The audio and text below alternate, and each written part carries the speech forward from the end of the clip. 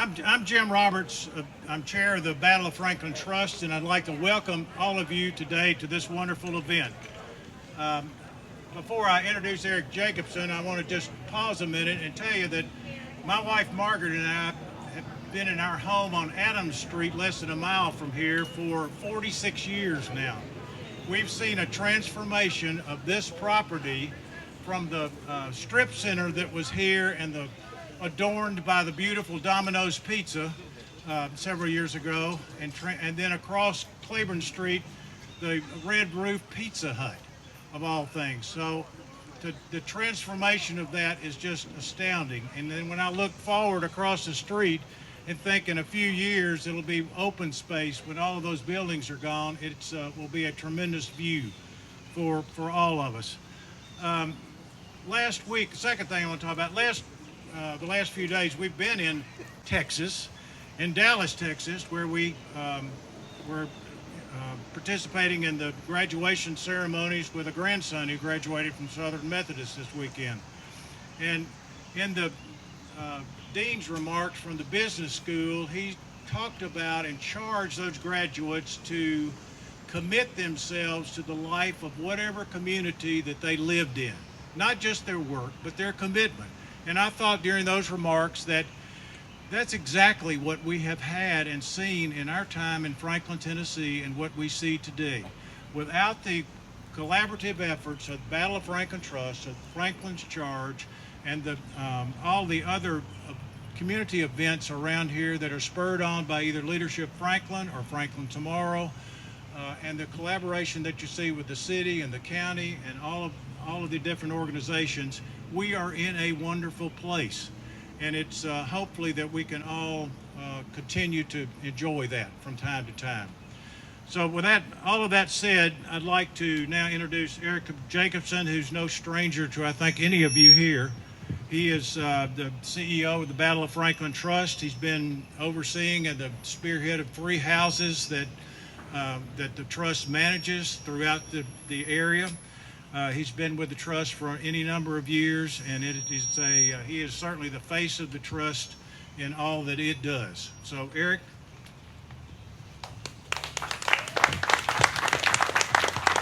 I'm also doubling as the audio person, so can everybody hear me? Yes. All right, good? Yes. So I've been thinking for the last few hours what to say, and I guess I should start with, I've never done anything like this before. Today is really an incredible day, not just for Franklin, but for the history of this town and for the battlefield that we have worked for well over 20 years. In fact, in some ways, probably 25 plus years to reclaim a battlefield lost to time, deemed by Congress in the early 1990s to be of such a category that it was essentially completely lost. So we have defied all of the odds, and when I say we, as Jim mentioned, it is a large group of different organizations, but a myriad of individuals, not just in Franklin and in Tennessee, but all across the nation.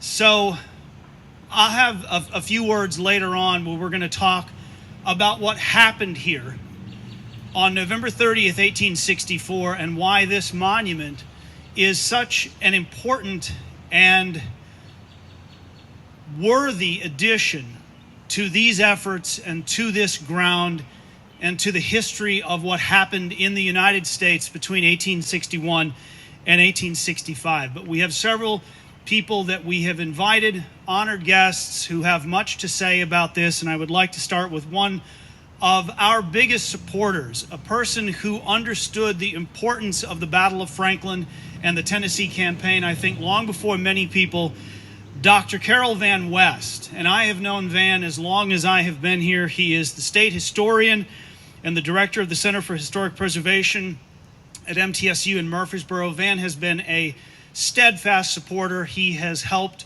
move funds in our direction. In fact, all of the interpretive signage that you'll see behind you and west of Columbia Pike, as well as on the battlefield at Carnton, all through the efforts of Van and his support. So without further ado, Dr. West.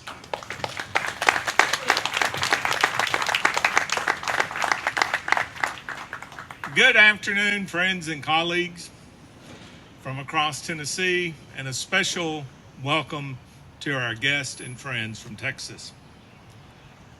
That's what I want to talk about, Texas and Tennessee.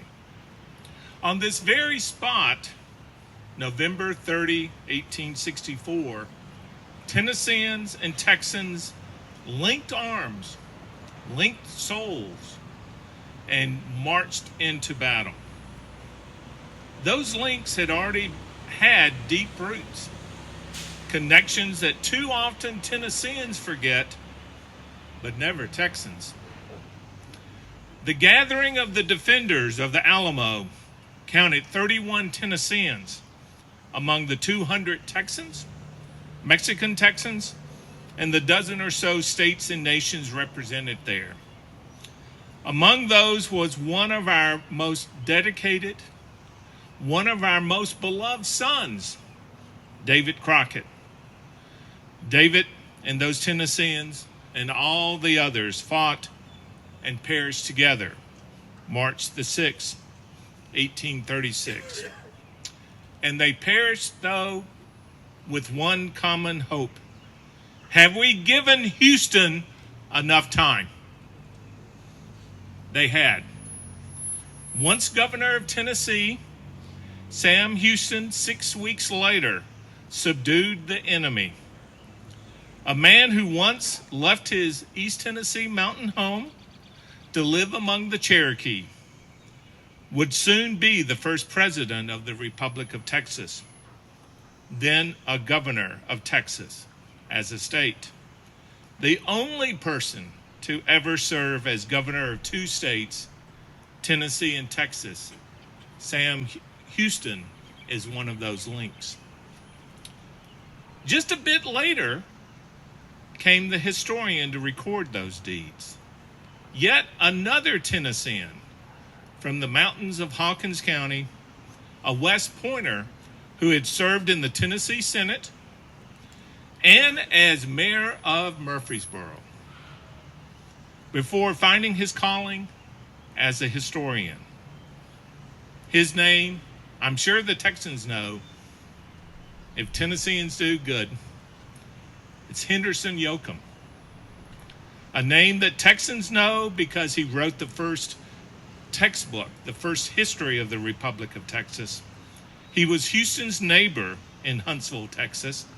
He went there from Murfreesboro because he despaired of the politics and the divisions of the time in Rutherford County.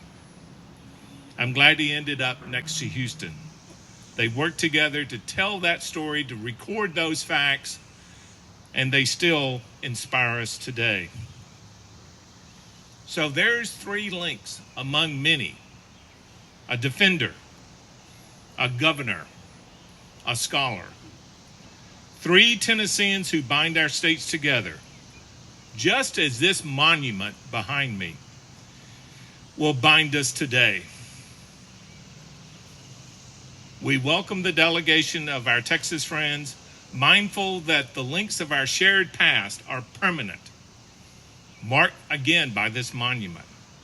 It's a permanent reminder and ready for generations to come to embrace and cherish our shared heritage and the links between Tennessee and Texas.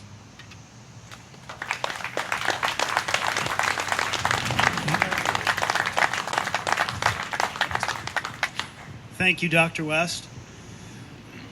Our next guest is Stephen Cure. I had the opportunity to meet Mr. Cure during the process of the monument, really from the beginning of the monument being discussed, but specifically its design, its creation, its text, and then as we stood right here and dug into the earth to create the base for the monument and to see it installed. And we got a little sneak peek before we covered it up for today's events. Mr. Cure is the programs coordinator for the Texas Historical Commission's military and oral history. And I can tell you through the years, having met a lot of people who know a lot of history about Texas, I think Stephen is right there at the top with his vast knowledge. So please welcome him.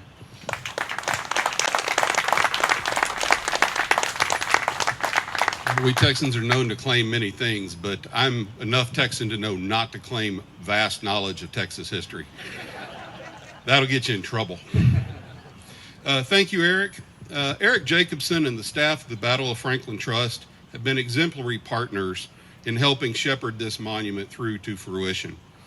Thank you for your efforts to reclaim and preserve and interpret this battlefield for current and future generations. I'd also like to thank Julian and Emily with Franklin's Charge for their efforts in organizing today's events.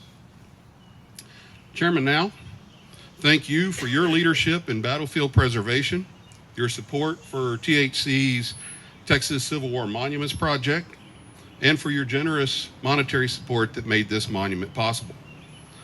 I'd also like to thank the Commission's staff leadership, the Friends of the Texas Historical Commission, and fellow colleagues for their support in erecting this monument. Particularly have with us today as part of our Texas delegation our interim executive director, Joseph Bell, and my division director back there in the back, Charles Sadnick. He's the director of the History Programs Division. Thank you for being here, gentlemen.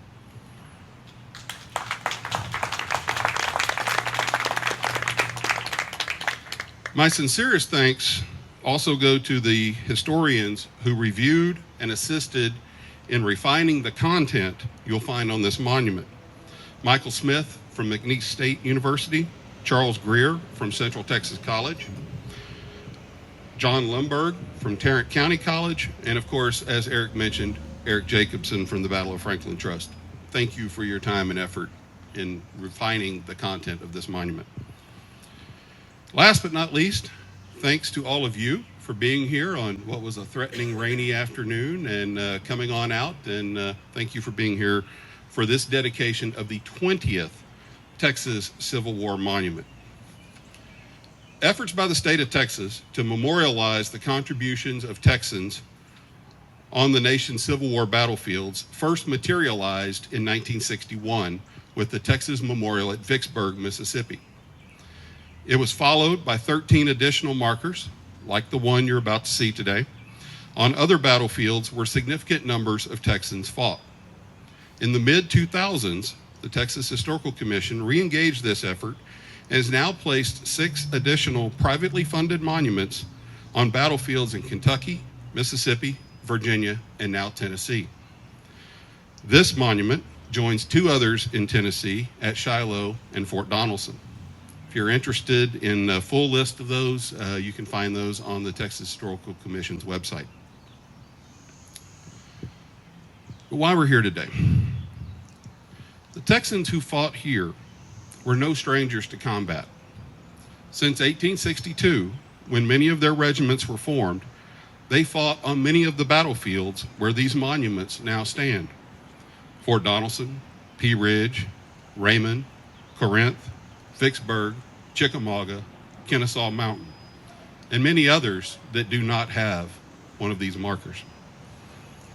By November of 1864, they knew all too well the carnage of battle. Let's take Granbury's Texas Brigade, who fought on this very ground, as an example. By the time they reached Franklin, the remnants of 8 regiments totaled roughly 1,100 men. That's nearly 8,000 officers and men who, due to death, injury, disease, and many other causes, were reduced to only 1,100.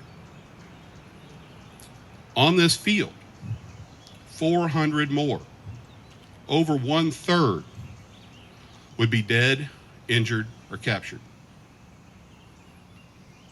including their commander, Brigadier General Hiram Granbury, who lie dead just over there near the Columbia Pike. Brigadier General Saul Ross's brigade would take significant casualties as well in its operations on the eastern flank of the battle. Douglas's battery, supporting General John Brown's division, another future governor of the state we're in now, on the west side of the Columbia Pike, would also suffer losses, including its commander. But after this battle, the Texans who fought here would go on to Nashville, where they would fight, and then on to North Carolina and Mississippi before their eventual surrender less than 6 months later. The surviving men who fought here, both blue and gray, would eventually return home, many of them scarred from years of fighting. They returned to their homes and families, though they were tied together by a common bond that only those who have been through the crucible of combat can fully grasp. They worked to improve their communities and pressed the settlements in Texas further westward. Some rose to heights of political office, like General Saul Ross, who would later become governor of Texas. Others would choose to remember their leaders during the war by naming new communities in their honor, like Granbury in Hood County and Cleburne in Johnson County, among many others. I'd like to take a moment to acknowledge Ms. Sandra Neely, who is the chair of the Johnson County Historical Commission. She and her husband James are with us here today. You might be thinking, Johnson, I don't recognize that name. I know the other three. Middleton Tate Johnson, no T, raised the 14th Texas Cavalry Regiment, which was actually part of Ector's brigade that arrived here late on November the 30th. They were still on the way when the battle took place. So 4 people whose roots passed through Franklin with names on Texas counties and communities. So in late March, Eric mentioned we met several times. I was sitting on that bench right over there on a clear, cool morning, waiting on the crew to arrive to install the footing for the monument behind me. And I took a couple of photos of the cannons over there and was contemplating how to describe what I was doing here to a very diverse group of friends on social media. Some who fervently support and many who oppose monuments that they see as glorifying the Confederacy. As one reads the text on this monument, they should easily see that it is a monument to the men that Texas sent here to fight. It honors their courage and sacrifice, as well as all who fought here in both blue and gray. This place and this monument serve as a place of reflection and a reminder of the very high price that is to be paid when we as a nation are unable to resolve our differences through civil discourse and compromise, and instead turn to the force of arms. It is my sincerest hope that the people of Franklin and visitors to this battlefield can appreciate the actions of these Texans and learn from our shared past through this monument. Thank you.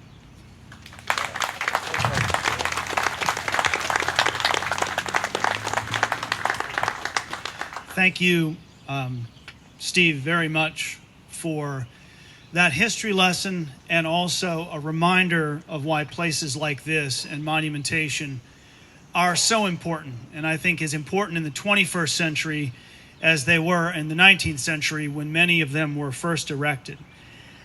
Our next speaker, again, one of our great supporters, and when you're a politician, it's easy to follow the winds of what may be popular.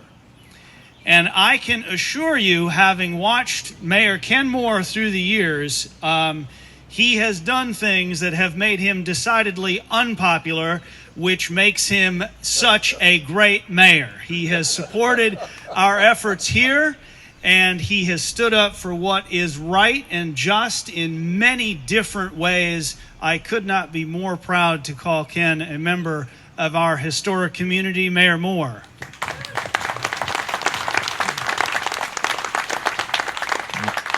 Well, Eric, thank you. You've taken away my entire opportunity to speak because I'm kind of speechless at this moment. But I can tell you first that I'm not a historian. But I do want to take this opportunity to recognize all the people who have had to do with reclaiming battlefield land. So that's on the commissions and the Battle Franklin Trust and so on and so forth. So if you're part of any of those groups, please raise your hand. Thank you. And we have a number of elected officials here today, and two from the General Assembly. Senator Johnson is here, and Representative Sam Whitson. Both of those have had significant impact on our community as far as reclaiming battlefield. And then, of course, the Board of Mayor and Aldermen. I noticed several aldermen here. I noticed Alderman Peterson, Alderman Baggett, and Alderman Caesar. And if I missed anybody that snuck in, I apologize. So, again, let me say I am not a historian, but I get the significance of why we're here today on this very special occasion and all this in this very, very special area of our city. I would urge you to look in the brochure that you were given on the right-hand side of the page. That tells a big story about the energy in this community to salvage battlefield land and be noted so well nationally for what we're doing. So I applaud all of those that have had something to do with that. I appreciate those comments trying to link how Texas and Tennessee are similar, and it's a lot more than just the T's in the state name. I like to say that a lot of our rootstock we sent down to Texas to help them, but I'm not going to get in an argument with our friends from Texas right now. And I appreciate Stephen Cure speaking about the Texans that fought here. But in particular, what little tidbit of history that I learned is that Hiram Granberry was a lawyer. He was a judge and a general that commanded a regiment here. And you just heard him speak about it. But as he was dying on the battlefield, supposedly, he told his men, "Forward, men, forward." I think that's so appropriate today as we learn from our past and as we look to the future. So I wouldn't put men there. I would put forward, Franklin, forward. Let's continue to grow this effort and continue to be recognized for the success we're having. So thanks for the opportunity.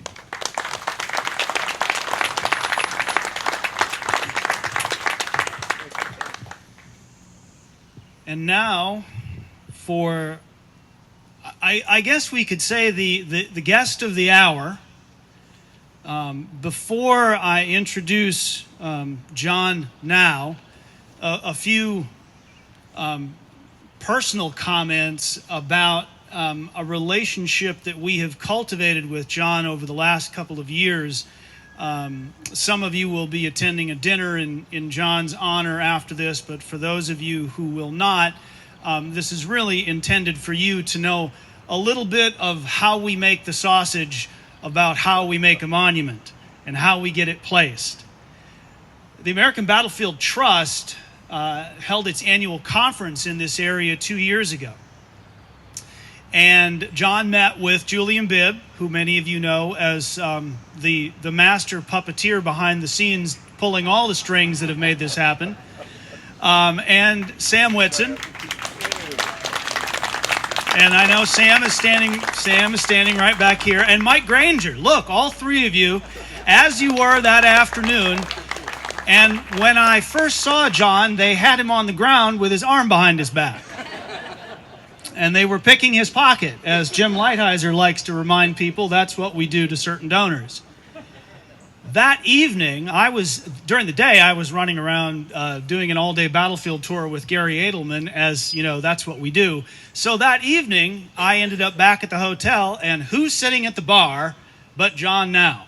So we shared a certain amount of alcohol, which I won't tell you how much, but it was enough over the course of the next hour or two. I don't remember how long it went on, but we discussed a monument.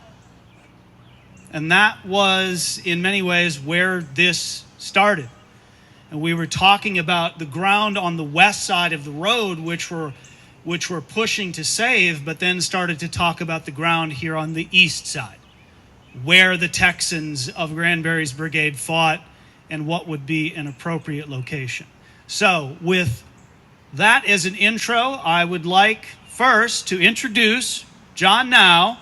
And as soon as John gets up from the chair, Stephen and John will head over to the monument. And so before his remarks begin, we're going to unveil the Texas Monument. And I want to take a moment for everyone in attendance. Do not ever forget this day. There has never been a monument on the battlefield of Franklin, Tennessee, except for a memorial to Patrick Cleburne, which barely existed for a dozen or so years before it was removed. It was torn down for the construction of a house, which quite ironically we bought and tore down. And now it has come full circle to place a monument to Texas troops on this battlefield. So share this moment with us. John, Stephen.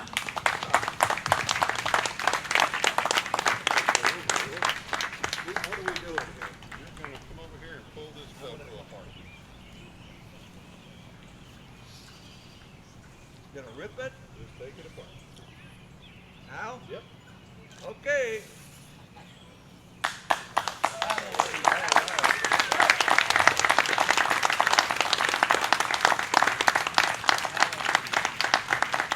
Well done.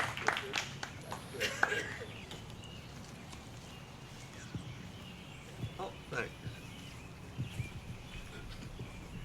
Well, good afternoon. I am John now, and I want to tell y'all, first time I came here was a family spring trip. I grew up in Chicago. We were in, it was either 1958 or 59. And I came to this spot expecting to see what I would see in other battlefields. And I'll never forget the disappointment. So that today, we can begin to support the work that you all have done to reclaim a battlefield, to talk about what exactly happened and why so many men on both sides, this was their last sight. I'm here as the chairman of the Texas Historical Commission and as a supporter of battlefield preservation. But I want to take just a second. The guy that talked me into this, which means he's a great salesman and I'm probably not the smartest listener. Where's Jim Lighthizer? Jim? Thank you, Jim, for everybody.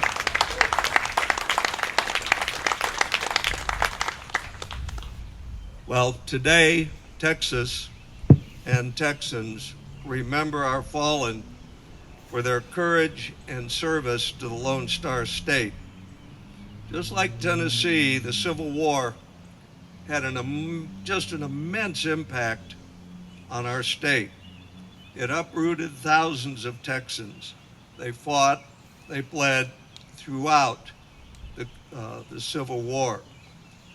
It's not about glorifying war. Many of us have worn uniforms. It's about remembering the why.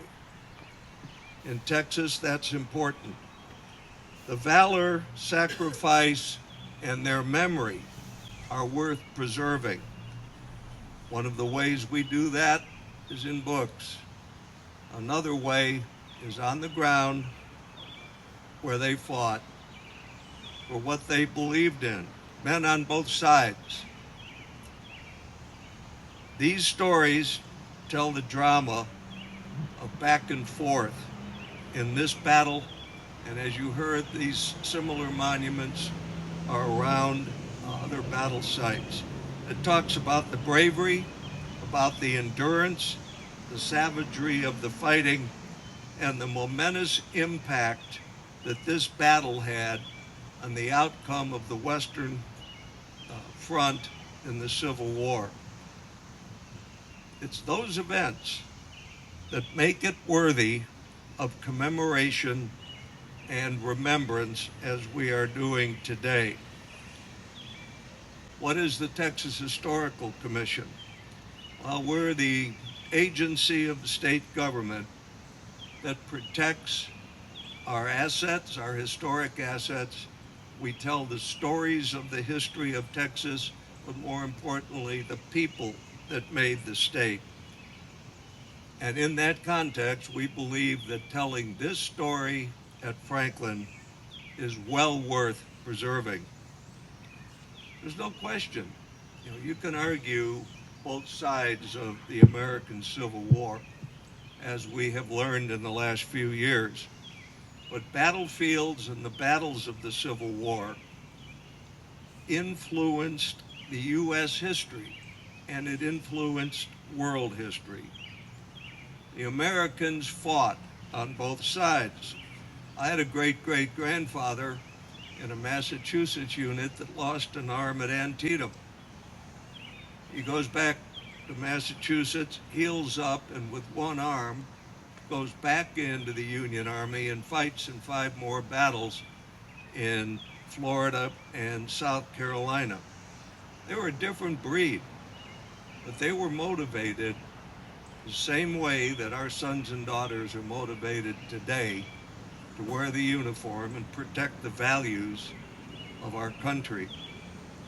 Battlegrounds like the one here in Franklin are preserved and accompanied by interpretation and education. It tells the story. It illuminates what these men did. The Texas Historical Commission is proud to have this monument and others all over the U.S. Back in the Civil War centennial, our Centennial Commission for the state of Texas initiated a series of these granite monuments. People have asked me, where did this granite come from? It's interesting. This one and all the previous ones, to include the giant monument at Vicksburg, are made of the same sunset red Texas granite that was originally used to construct the Texas state capitol. And if you, next time you go down to Austin, take a look, because that is exactly the same granite. The commission, while we strive to preserve the stories of the state of Texas and its history, we have historic sites that date back not just to the Civil War, but although it's not the Alamo, we have a number of sites. I tell people, well, I hope there's no reporter here. At the end of the day, the Texans lost. Yeah, there were Tennesseans at the Alamo, but we didn't win that one. We won at a place called San Jacinto. And today, we are working and building a world-class visitor center to tell the story of what actually took place after the Alamo. Our historic sites date back to before the Civil War. We have General Sam Bell Maxey's house, Confederate reunion grounds right outside Dallas. We have a great history. This is an unpaid for plug. Come on down. Some of your folks came down here about 150 years ago, and it's a good place to visit and see and learn a little bit about Texas history. Today, I'm going to conclude by saying thank you. It's easy to think about a battlefield. For those of you that stood here 20 years ago and then fought, I guess it was a convenience store, a gas station, a chicken joint, and you have absolutely reclaimed land that's historic and it's memorable. Yes, it will bring tourists. And yes, battlefields are an economic development driver. But most importantly, they tell about the character of Americans that'll fight when they're pushed, and they'll fight hard. I really, really thank you for giving me the opportunity to talk about Texas. Thank you, folks.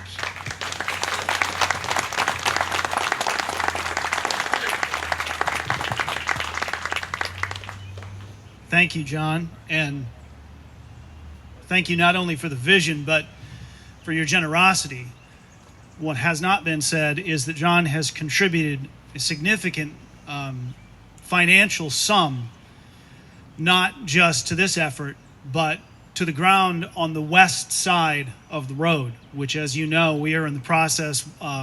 Franklin's Charge has secured one piece of property, has closed on another, and we are soon to conclude and hopefully close on the deal that will see that long cinder block building that has stood at Columbia and Strahl for a long time removed.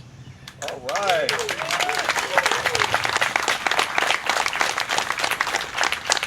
And that itself will be a day, because we do share this common bond. I remember seeing the battlefield. Well, it wasn't 1958, but it was about 1998. And I remember standing out there somewhere and looking back in this direction and trying to find Carter House, and you couldn't see it. You know, it was just all covered up.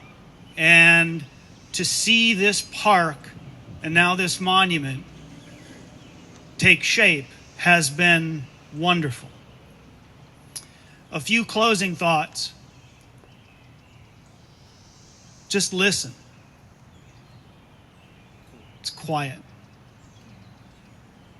You know, there's the occasional, traffic that you can hear from Columbia Avenue, but this park has changed the atmosphere of this area. There was always, because there was commercial buildings, a few residential homes, but there was traffic in and out of all these places, buying pizza, buying this, buying that, buying flowers, checking in here, going there, pulling in, stopping at the light. There was so much more congestion and traffic in this immediate area just 10 or 12 years ago. But the quiet that you just heard, or that you can experience on any given day,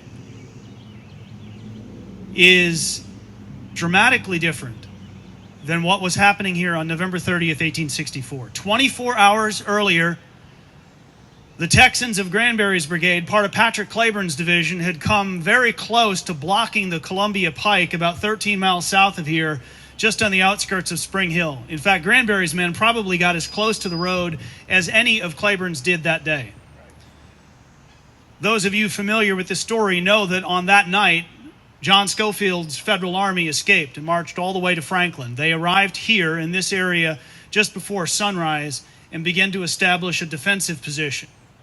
The eastern part of that position is due south of us, and it ran east to Lewisburg Pike. The rest of the defensive line began west of Columbia Pike, snaked around to the southwest of Carter House, and out to the west side of town. And by about 3:30 that afternoon, the Confederate Army in rapid pursuit from Spring Hill had arrived just short of 2 miles south of here and were formed up. I had the honor of having lunch today with the Sons of Confederate Veterans Division Commander for Tennessee and Texas, and my good friend, Counselor Phillips. And we talked a little bit about that moment right before 4 o'clock, straight south of here. Claiborne's division, with Granbury on the front left, his left flank anchored on the road, were poised and ready to move. 3,000 men in the division.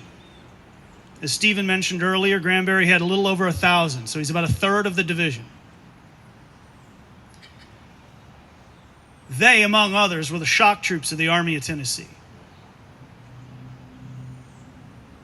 And as they advanced just after 4 o'clock, they advanced into a storm, the likes of which the men on both sides later said they had never experienced. The details of what happened on this ground are easily found. Some of it can be told on interpretive markers. There are certainly many books and online sources to tell you. But this was a kind of violence that shocked even the survivors. Granbury's men hit the breach, broke through the main line just south of here. By the time the Texans busted through the center, Granbury was probably already dead, as was Claiborne. Claiborne took a bullet to the chest. Granbury took a bullet straight through the head. The monument marks roughly the high water mark for the Texans. As they plowed through the main line, they began to run into reserve troops coming out of the ground behind us or behind me, swarming all over the Texans and killing and wounding and capturing as many as they could. Those who survived would later recount they couldn't believe they got out of it. Granbury's brigade was a wreck, as was Claiborne's division, which suffered close to 50% casualties across the board. Just to give you a sense of the kind of loss, within the brigade, the 5th Confederate commander, gone. The commander of the 6th and 15th Texas, gone. The commander of the 7th Texas, gone. The commander of the 10th Texas, gone. And the commander of the 7th, 18th, 24th, and 25th Texas Cavalry, gone. And the brigade commander, and the division commander. The Army of Tennessee was wrecked here, but it was not for lack of effort. And in many ways, that's what this monument also tells us about this last titanic struggle at the end of this long and terrible war. Yes, there was a Battle of Nashville 2 weeks later, but the Army of Tennessee in its spirit was wrecked and destroyed here.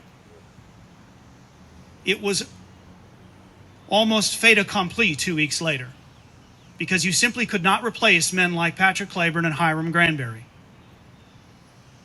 The marker also remembers other Texans like Sul Ross's cavalrymen in William Hicks Jackson's division of Forest Cavalry, which pushed east of the Harpeth River and encountered federal cavalry there, but were pushed back across the Harpeth. Also Douglas's Texas Battery, rolling up either on or near Columbia Pike, firing what limited Confederate artillery there was into the federal defenders. When the sun came up on December 1st, 1864, the survivors described a scene, as one man said, like a smoking holocaust of death and suffering. And the survivors had to bury their friends. And many of them are buried today in the McGavock Confederate Cemetery at Carnton. Texas blood was soaked into this soil, along with men from many other states, almost 160 years ago. This monument will forever remember their sacrifice. I want to thank all of you for attending. You have been part of something very special, and I want to thank all of you who have been a part of this effort through the years, because none of this was possible without your help and your support. Thank you very much. Commander Hurley, why is it important for you to be here today? Thank you so much for asking that. As the Texas Division Commander, this is a banner day to be here on the great famous field of sacrifice, Franklin, Tennessee. Not only are we about to unveil a beautiful monument placed here by the Texas Historical Commission in recognition of the sacrifice and valor of our brave Texas men, but also have the honor today, just as importantly to me personally, of wearing this medallion that represents the 93 camps and the almost 2,500 amazing men that make up the Texas Division Sons of Confederate Veterans. All of them, in a small way through me, are represented here, saying how much we love and cherish the memory of our great Texans that fought so bravely here at Franklin. Introduce yourself with your name too, please. My name is Alma McLemore, and I am the Executive Director of the African American Heritage Society of Williamson County here in Franklin. And we're excited about this day. I'm also on the Battle of Franklin Trust Board, and we're happy to have the Texas Monument here as part of the story, the Civil War story that's so important to us here in America. Thank you. And tell me why it's important for you to be here today. Well, it's important to honor all of our ancestors, and especially our Texas friends that have made it up here today, that were at the Battle of Franklin. It's important for us here in Tennessee to honor all of our Confederate ancestors. Tell us why you think it's important for you to be here today personally. Oh, personally, there's so many reasons. There's not just one reason. First of all, we're getting to preserve and remember history. This is an opportunity. This is a day to celebrate. You know, a lot of times people see this and they get humbled by it, and I am humbled. But this is a day that we get to celebrate our victories. These are the days that we get to remember our ancestors. Whatever side they fought on, doesn't matter. We get to remember and we get to honor them. And now, as Commander-in-Chief of the Sons of Confederate Veterans, and them putting a memorial up on a battlefield in Franklin, I have to be there. I have to be there. It is not just my duty, but it is my job. It is my honor, because I'm keeping Stephen D. Lee's charge to you, Sons of Confederate Veterans, and I am keeping that charge.